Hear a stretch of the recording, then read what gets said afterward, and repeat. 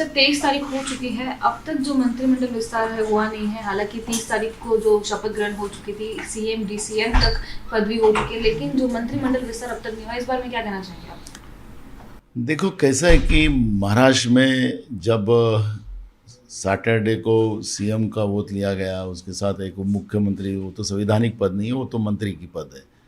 ऐसे दो लोगों का शपथविधि वहाँ पर हुआ, राज्यपाल महोदय ने लिया और संडे को स्पीकर का चुनाव कराया। तो ऑलरेडी एक प्रकरण कोर्ट में था, 11 तारीख तक कोर्ट में इस प्रकरण की सुनवाई होने वाली थी। उसी आधार को उसी बीच में ये चुनाव किया गया और वोट भी ली गई। तो आपने देखा होगा कि हमने शुरुआत में कहा कि ये सरकार महाराष्ट्र में जो बनाई गई है असंवैधानिक पद्धति से बनाई गई है।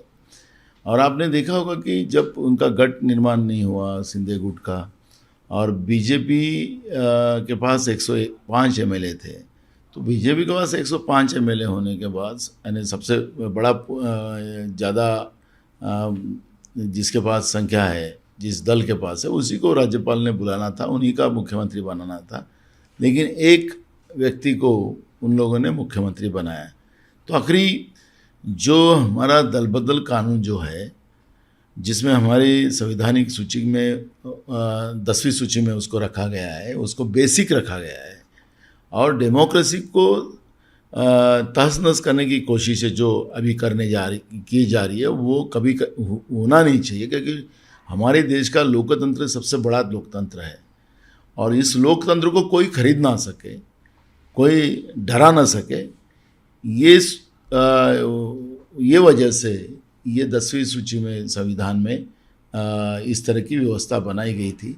उसी को भी खत्म करने की व्यवस्था माननीय राज्यपाल महोदय के माध्यम से हुई है, केंद्र सरकार के दबाव के माध्यम से। और इसलिए वो लोग अभी भी महाराष्ट्र में ना मंत्रिमंडल का विस्तार कर रहे हैं। अभी आज का 25वां दिन है। महाराष्ट्र में बाढ़ की परिस्थिति पैदा हो चुकी है, बड़े पैमाने में किसानों का नुकसान हुआ है, बड़े पैमाने में गरीबों के घर बह के चले गए, कहीं जाने चली गई है। अभी भी महाराष्ट्र में प्रशासन पूरी ठप पर बैठी है, कोई काम नहीं कर रही, कोई किसी का सुनने वाला नहीं है, जनता चिल्ला रही है।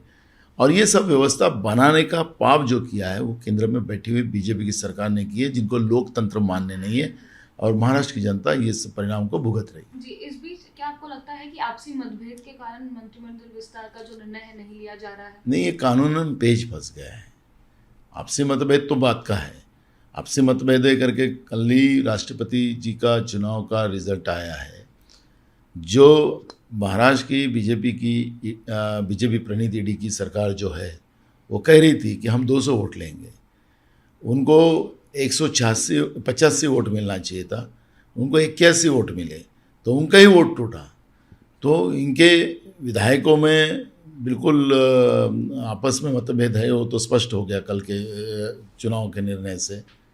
लेकिन सबसे बड़ी बात है कि इसमें कानूनन जो पेच फंसा हुआ है, जो माननीय सुप्रीम कोर्ट के चीफ जस्टिस ने जो घटना पीठ बनाया है, उसके आधार पे जो निर्णय आने वाला है, उसके वजह से ये लोग मंत्रिमंडल का विस्तार नहीं कर सकते। ये उसमें की वास्तविकता है। अगर राज्यपाल महोदय इनको मान्यता दे तो ठीक है, राज्यपाल कुछ भी कर सकता है। किया है उन्हें, सैटरडे को सीएम का वोट लिया है, संडे को स्पीकर का चुनाव कर लिया है, और माननीय सुप्रीम कोर्ट को भी उन्हें एक्सेप्ट नहीं किया है। तो ये मामले को आज हम सब लोग नज़र बना के रखे हैं, क्योंकि ये मामला सुप्रीम कोर्ट में है। जी, आपका कहना है कि आपसी मतभेद तो है ही, अगर विधायकों में फूट पड़ी है तो क्या फिर से सरकार जो है खतरे में आ सकती है?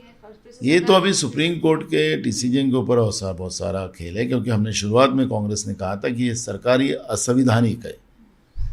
जिस तरह से सरकार बनाई गई है वो सरकारी असंवैधानिक है, इसका कोई तथ्य नहीं है। आखिरी हम